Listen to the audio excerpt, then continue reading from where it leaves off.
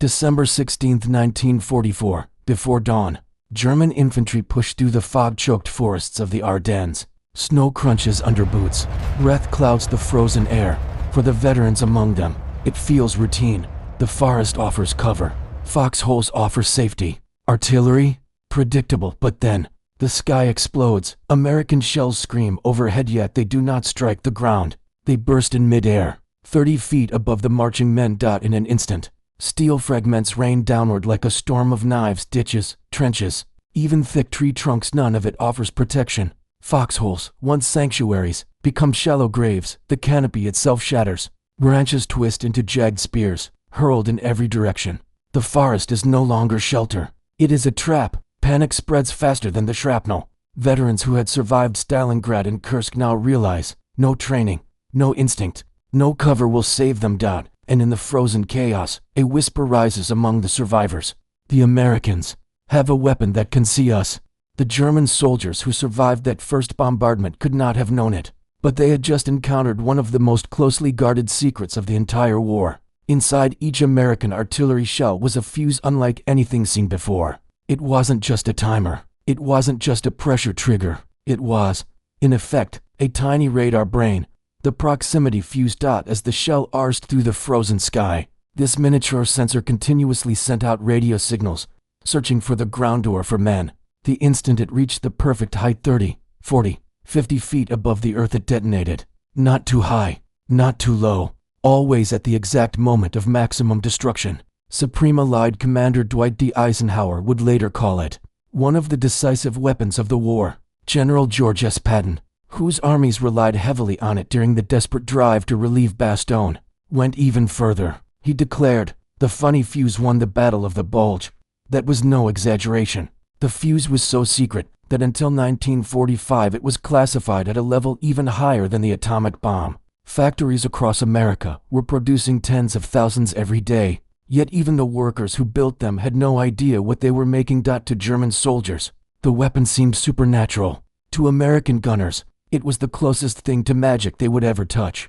And to military historians, it marked a turning point when science and war merged to create a battlefield dominated not by numbers or courage, but by technology. This is the story of how one unauthorized decision, one technological gamble, transformed a desperate defense into a decisive victory and reshaped the very nature of modern warfare. December 1944. The Reich is collapsing. On the Eastern Front, the Soviets press hard. In the West, the Allies have broken out of Normandy. German cities burn under endless bombing raids. By every measure, the war is lost. But Adolf Hitler refuses to accept it. Instead, he plans one final strike, one last gamble to turn defeat into victory. The plan is called Operation Wacht am Rhein. Its goal: split the Allied armies in two, seize the port of Antwerp, force Britain and America to negotiate peace. With the Western Allies neutralized, Hitler believes he can crush the Soviets. A fantasy, perhaps, but one he clings to with absolute conviction. The scale is immense. 200,000 troops, over 1,000 tanks and armored vehicles, more than 2,000 artillery pieces, all assembled in secrecy, hidden by dense forests, shielded by winter fog, silenced by strict radio discipline. Even Allied aircraft fail to see the storm gathering. Hitler's weapon is surprise. He believes shock alone can break the Allied lines, and in truth, the Allies are vulnerable. Their armies stretched thin, exhausted divisions resting in what seems a quiet sector. If the Germans can break through the Ardennes, if they can cross the Meuse River, if they can seize Antwerp, the entire Allied front might collapse. On December 16, 1944, the gamble begins. What follows will become the largest battle fought by the U.S. Army in World War II, and the stage where a secret American weapon will change the course of history. The Ardennes Forest. In December 1944, it was considered quiet, a backwater of the front, a place where weary divisions could catch their breath. That belief would prove catastrophic. Here, the American line was dangerously thin. Dozens of miles of dense woodland, snowy ridges, and narrow roads, all manned by troops who were, by any measure, vulnerable. Many were green recruits, teenagers, barely trained.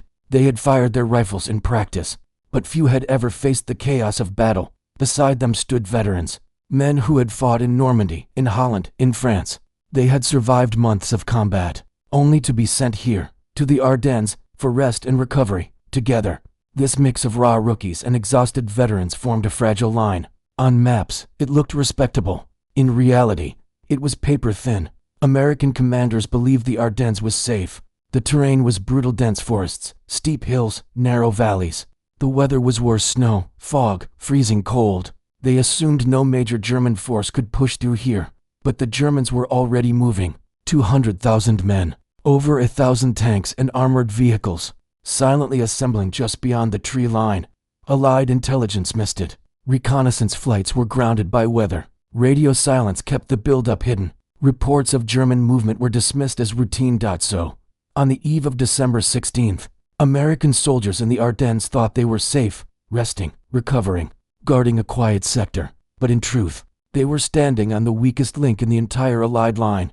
And when Hitler's offensive struck, these men, rookies and veterans alike, would be the first to face the storm. Near the town of Monschau, the situation grew desperate. The German offensive had struck with overwhelming force. American cavalry and infantry units were being pushed back. The line was bending. It was only a matter of time before it snapped. In the middle of this storm stood the 406th Artillery Group. Their commander, Colonel Oskar Axelsen, a career officer, calm, steady, but now faced with an impossible choice. The guns under his command could not stop the assault. Conventional shells were too predictable.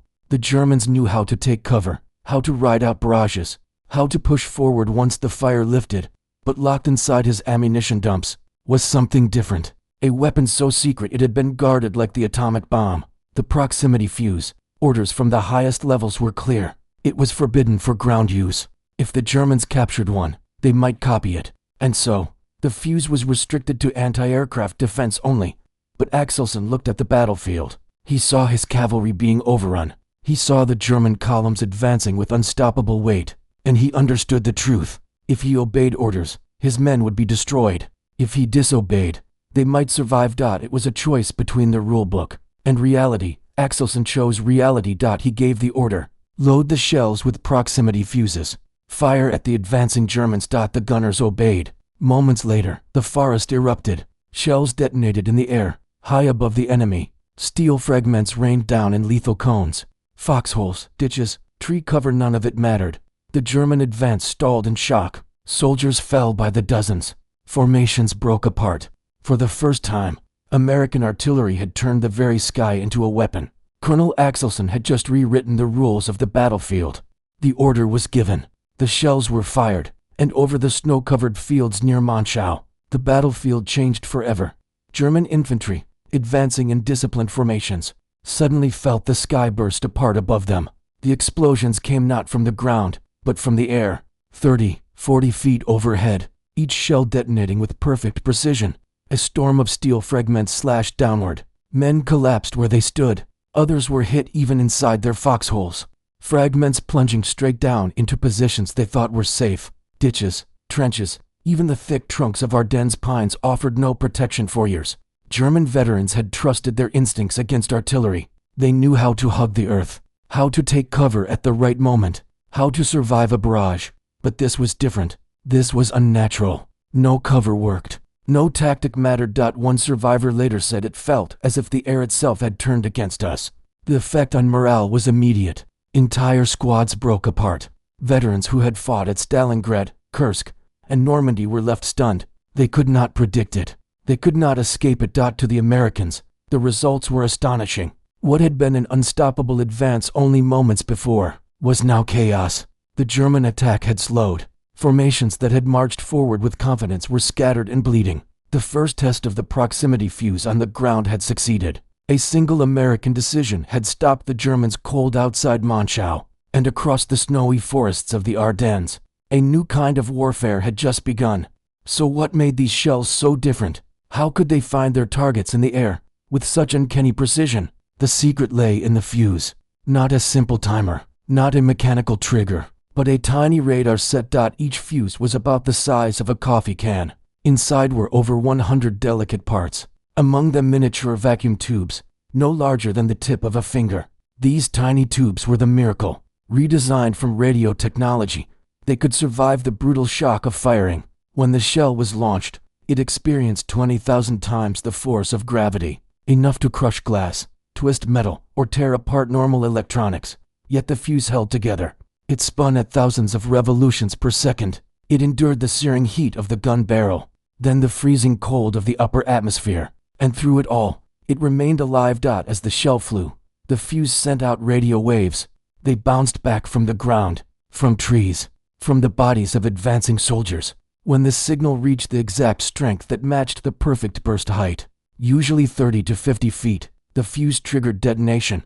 The result was devastating. An airburst that showered lethal fragments across the battlefield, far deadlier than any ground impact. German engineers, when they finally examined captured examples, were baffled. They called it impossible. How could vacuum tubes survive such violence? How could electronics work inside a spinning artillery shell? They dismissed it as a trick, a decoy, something meant to mislead.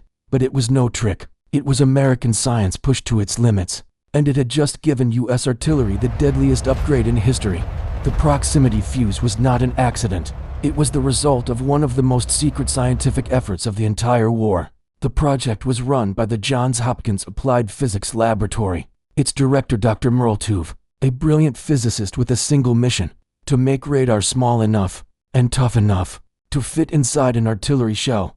The laboratory itself was hidden in plain sight.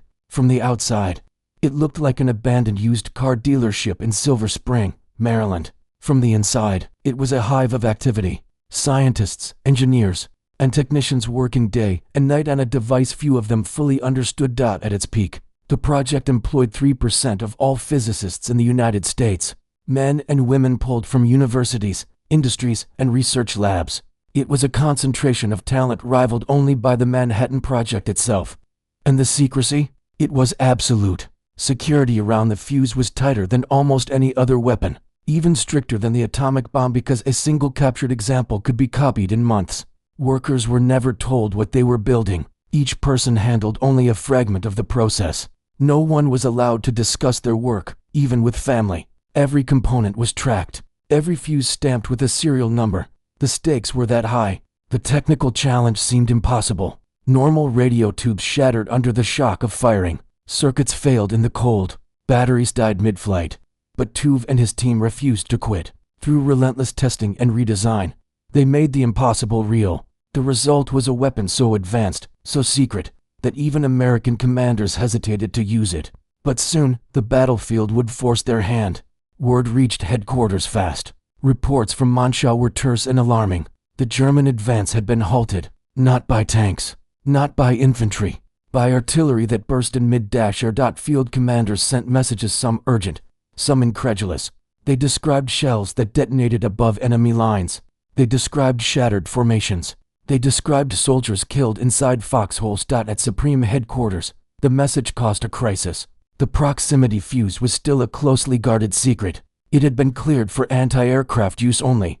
Ground employment was forbidden. The reason was simple. If the enemy captured a fuse intact, they could study it. They might reverse engineer it. In weeks, they could build counters or copy the technology. That risk had guided the strict rules. Now those rules faced a terrible test. American troops were fighting for their lives. Entire units stood in the path of the German hammer. Field commanders argued that the fuse's deadly airbursts were the only thing that could stop the advance. Eisenhower and his staff weighed the options: keep the secret and possibly lose ground, men, and critical positions, or relax the rule and accept the risk of losing technological advantage. The debate was heated. Security officers warned of strategic consequences. Combat leaders pleaded for immediate action. Maps were spread. Radio logs were read. Casualty estimates were made. On December 19, 1944, the decision came. Dwight D. Eisenhower authorized a change. He lifted the restriction on ground use under controlled conditions. The order moved fast. Units across the Ardennes began to receive allocations of proximity-fused shells. Where previously the weapon was confined to anti-aircraft batteries, it now flowed into divisional artillery. What had been a guarded secret became an available tool. In the space of days, American artillery began to employ airbursts across the Bulge. A technology once feared to be too valuable to risk was now being used to save lives and stop an offensive that might have broken the Allied line. In the heart of the Ardennes stood a crossroads town. Its name Bastogne. By December 20th, 1944, the town was surrounded. The German advance had encircled the 101st Airborne Division, cut off, outnumbered, low on supplies. Yet Bastogne was vital. Whoever held it, held the roads of the Ardennes. The Germans demanded surrender. They expected the Americans to give in. But General Anthony McAuliffe sent back his now famous reply. One word: nuts. The Germans chose to attack. Wave after wave of infantry surged against the frozen defenses.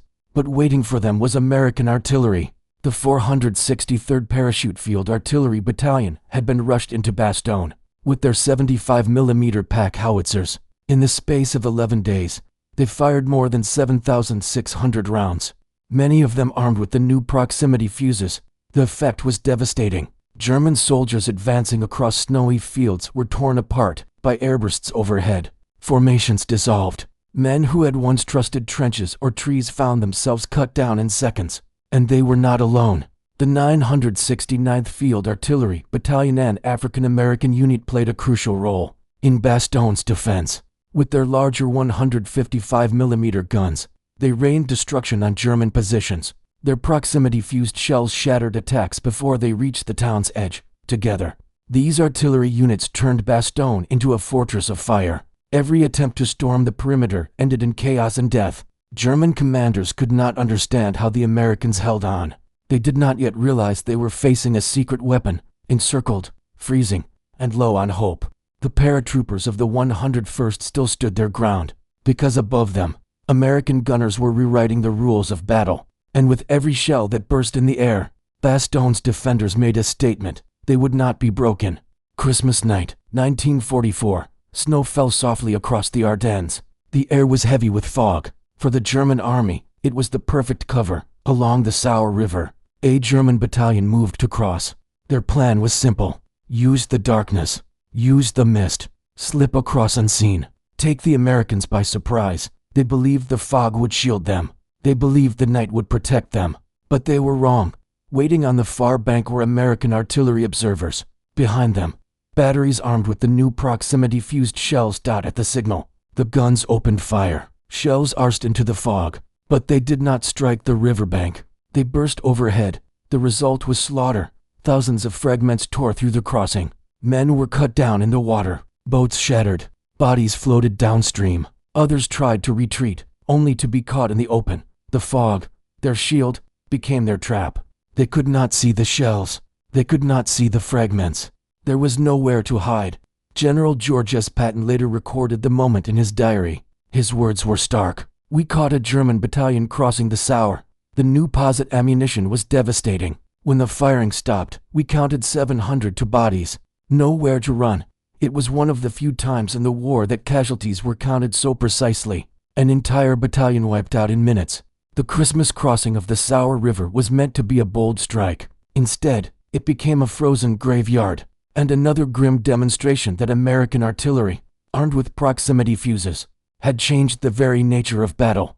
While Bastogne held in the south, another battle raged in the north, a fight just as critical, the defense of Elsenborn Ridge. Here, two American divisions stood in the path of Germany's most feared troops.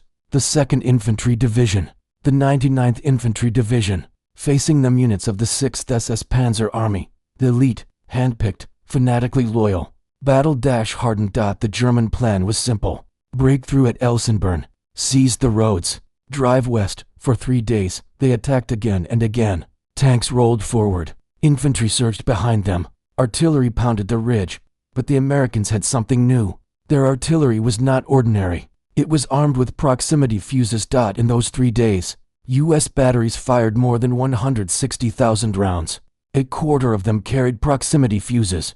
And yet those 25% accounted for nearly 60% of all German casualties. The effect was devastating. Shells burst overhead, showering fragments across entire companies at once. Foxholes gave no safety. Tree cover became deadly splinters. German attacks slowed, then stopped. Veterans later called it artillery with eyes. Everywhere they turned, the air itself seemed to explode. The ridge held. The SS divisions among the most feared in the Reich were broken. Bodies piled so high that later waves were forced to climb over their own dead just to advance. After 3 days of relentless fire, the German attacks collapsed. The road west remained closed. The offensive stalled. Elsenborn Ridge became one of the few places where the German spearhead was not just stopped, but shattered. And at the heart of that victory, the tiny radar fuse that turned ordinary shells into unstoppable killers. Artillery has always been terrifying, but for the German soldiers in the Ardennes, this was something different. Proximity fuses created not just destruction, but fear, a fear that spread like fire through entire units, veteran SS troops, commandos trained in infiltration, men hardened by years of war. Even they began to break. Reports came back of elite formations losing discipline, orders ignored, attacks abandoned, entire squads scattering before they ever reached American lines. Why? Because there was no safety anymore. The old rules no longer applied. For centuries, soldiers had known the rhythms of artillery. You heard the incoming shell. You dove for cover. You hugged the earth. And you survived. But now, the explosions came from above. Shells that seemed to choose their own moment to strike. No warning. No refuge. One captured German officer summed it up simply. There was no safe time. No safe place. The psychological toll was enormous. Some soldiers refused to move during daylight. Others abandoned positions entirely. There are accounts of men fleeing straight toward American lines, choosing surrender, even death, over another barrage from above. Even the Waffen-SS, Hitler's most loyal and fanatical troops, cracked under the pressure. These were men who prided themselves on courage, on never yielding. Yet proximity fuses stripped away that confidence. Panic had become a weapon. Every airburst overhead carried not only fragments of steel, but the collapse of morale. For the Germans, the Ardennes was no longer a battlefield. It was a place where the very sky hunted them. And against that, no training, no courage, no fanaticism could hold. New Year's Day, 1945, the Luftwaffe launched its last great gamble, Operation Bodenplatte. Nearly 900 German aircraft roared into the skies. Their target allied airfields in Belgium, Holland, and northern France. The goal: destroy as many planes on the ground as possible. Give German forces breathing room in the Ardennes. The attack began with surprise. American and British aircraft sat exposed on runways. Dozens were destroyed in minutes. Hangars went up in flames. For a brief moment, it seemed the Luftwaffe had scored a victory. But the return flight was different. The Germans no longer faced planes on the ground. They faced Allied anti-aircraft guns, and those guns were loaded with proximity fuses. As German squadrons flew back across the front, American gunners filled the skies with airbursts. Shells detonated near wings, fuselages, and engines with frightening accuracy. Pilots tried evasive maneuvers. It didn't matter. The fuses tracked distance, not guesses. Each explosion found its mark. In just a few hours, the Luftwaffe lost 172 aircraft, most to anti-aircraft fire. Losses so severe they could never be replaced. Pilots who survived described it as flying into walls of invisible fire. Formations simply vanished. Planes erupted in midair. Some never made it home. Operation Bodenplatte had been meant to cripple the Allies. Instead, it crippled the Luftwaffe. The German Air Force never recovered. From that day on, the skies over Western Europe belonged almost entirely to the Allies. And once again, the proximity fuse had played a decisive role, turning a last German gamble into a final disaster. The greatest irony of the proximity fuse story is that Germany could have had it first. Before the war, German scientists experimented with similar ideas. Prototypes were built. Early designs showed promise. Vacuum tube systems, electrostatic fuses that could sense when a target was near. The groundwork was there. But Adolf Hitler had little patience for projects that took time. In 1940, he issued an order. No weapon would be pursued if it required more than 6 months to reach production. Research that could not promise quick results was scrapped. The fuse program was one of the casualties. The decision proved disastrous. While American scientists pressed forward, the Germans walked away. What might have been a revolutionary weapon in 1941 was left to gather dust. Even when fortune handed them another chance, they failed. In December 1944, German forces captured American ammunition dumps. Inside boxes of proximity-fused shells, thousands of them. German engineers opened the devices. They studied the circuits. They examined the tiny vacuum tubes. And then, they dismissed them. They declared the design impossible. Electronics, they believed, could not survive the shock of firing. The Americans must have been using decoys. Some kind of trick. It was a fatal misjudgment. In reality, The Americans had solved every problem the Germans thought unsolvable. They had perfected the miniature tubes. They had built a production system that turned out millions. And they had the battlefield proof to show it worked. The Germans had been close. Closer than they ever realized. But by abandoning their research and by refusing to believe what was in their hands, they lost the race. The irony was bitter. Germany might have fielded proximity fuses years earlier. Instead, they faced them in the Ardennes and paid the price for blindness and lost chances. The proximity fuse was not only a triumph of science, it was also a triumph of industry. Once the design was proven, America faced a new challenge. How do you mass-produce a device so delicate, so complex, that even scientists doubted it could work? The answer: through sheer industrial might.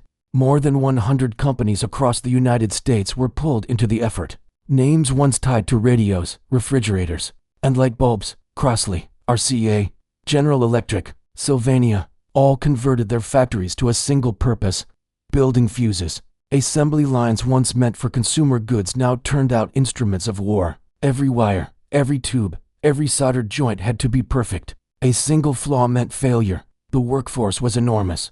Tens of thousands of laborers, most of them women, mothers, wives, and daughters who stepped into roles left vacant by men at the front. They were sworn to secrecy. They were told only that the work was vital. Few knew what they were making, but they worked long shifts, often 12 hours a day, 6 days a week. The process was exacting. Each of the fuse's 130 components was inspected.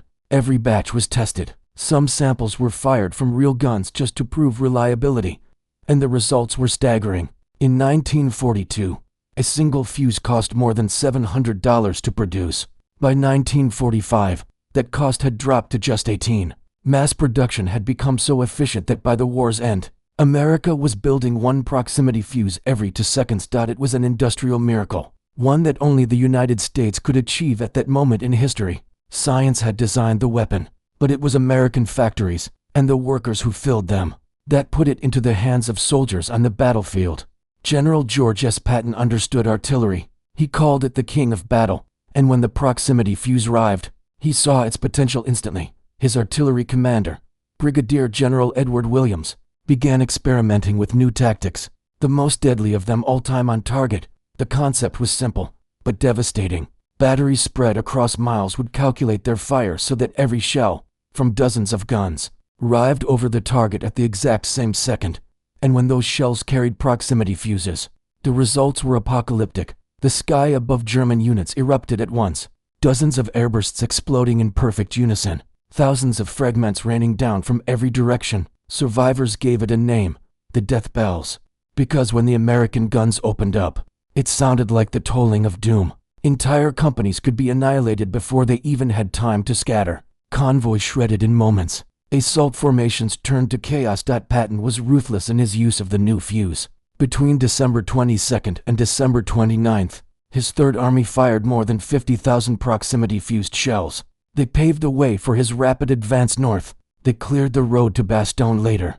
Patton would reflect on the weapon's impact with characteristic bluntness. He wrote, "The funny fuse won the Battle of the Bulge." It was no exaggeration. The combination of time-on-target precision and proximity detonation created a storm of steel, unlike anything the German army had ever faced. For the men on the ground, the effect was clear. When Patton's gun spoke, the battlefield itself seemed to come alive with fire, and in that fire, the German offensive burned away. By the end of the Battle of the Bulge, American artillery had fired more than 200,000 proximity-fused shells. The result was staggering. Historians estimate between 15,000 and 20,000 German casualties were caused directly by these airbursts. That's up to 1/5 of all German losses in the Ardennes. But behind those numbers were human beings. Many were veteran stuff, hardened fighters, but many more were not. They were boys, teenagers conscripted in the final desperate months of the Reich, some barely 17 years old, thrown into battle against a weapon they had no hope of surviving. For them, foxholes offered no safety, trees no shelter, tactics no chance. They were caught in storms of steel from which there was no escape. The deaths were horrifying, yet they carried a brutal arithmetic. The proximity fuse shortened the war. Every day the Bulge dragged on. More Allied soldiers would die. Every week the war continued. More civilians across Europe would suffer. and every month of delay meant thousands more would perish in concentration camps. By multiplying the effectiveness of American artillery, the fuse blunted the German offensive in weeks instead of months. It kept the front from collapsing. It saved Allied lives. And, indirectly, it hastened liberation. Still, the moral questions remain. Was it justified? Was the horror of thousands of young German soldiers shredded in seconds a necessary price? War rarely offers clean answers, only hard choices. The proximity fuse was one of those choices, a weapon of terrible power, a weapon that killed with ruthless efficiency, but also a weapon that, by ending battles faster, may have saved more lives than it destroyed. The calculus of war is cruel, and in the Ardennes, it was written in fragments of steel raining from the sky. The proximity fuse did more than win battles. It reshaped the future. Inside every shell was a marvel of miniaturization. Vacuum tubes the size of pencil erasers, circuits refined to survive extremes of heat, cold, and pressure, electronics so tough and so small they seemed impossible. Those same breakthroughs did not end with the war. They fueled a consumer boom. The miniaturized technology behind the fuse would lay the groundwork for radios, televisions, and eventually computers. It opened the path to satellites, to space exploration, to the electronics age itself. But its greatest legacy remained on the battlefield. The proximity fuse was the first true smart munition, a weapon that sensed its environment, a weapon that chose the right moment to detonate. It turned shells from dumb explosives into thinking killers. Every guided missile, every precision bomb, every smart weapon of today traces its ancestry back to those tiny fuses. Even Eisenhower recognized its importance. He later admitted that if Germany had possessed proximity fuses in 1944, D-Day itself might have failed. The landings could have been impossible. That is the measure of the fuse's power. It was not just a weapon. It was a turning point. In the snowy forests of the Ardennes, it proved itself in fire and steel, and with every airburst above German lines, it announced the arrival of a new age. An age when technology would rule the battlefield, when science would shape the outcome of wars, when machines could decide the instant of death. The Battle of the Bulge was the last great gamble of the Reich, but it was also the first glimpse of the future, the moment when modern warfare truly began. The Battle of the Bulge was more than Hitler's last gamble. It was the battlefield where modern warfare was born. Tiny radar fuses hidden inside shells. They shattered the German offensive. They saved Allied lives. And they showed the world that science, industry, and technology could decide the fate of nations. The proximity fuse didn't just win battles. It changed history. It was the first smart weapon, and the beginning of the world we live in today. If you found this story as powerful as I did, don't let it end here. Subscribe for more untold stories of World War II. Share this video with someone who loves history. And tell me in the comments, do you think the proximity fuse was as important as the atomic bomb? Because in the frozen forests of the Ardennes, one secret weapon proved that the future of war would belong to technology. And that story is only the beginning.